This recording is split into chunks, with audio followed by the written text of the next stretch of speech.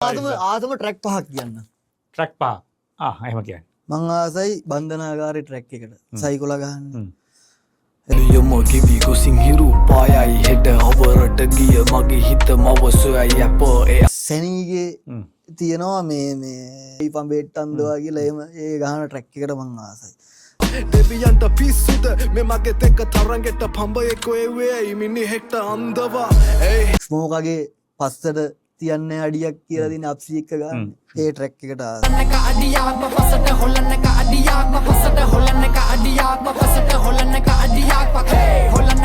එලාගේ ඉවසීමට ආසයි.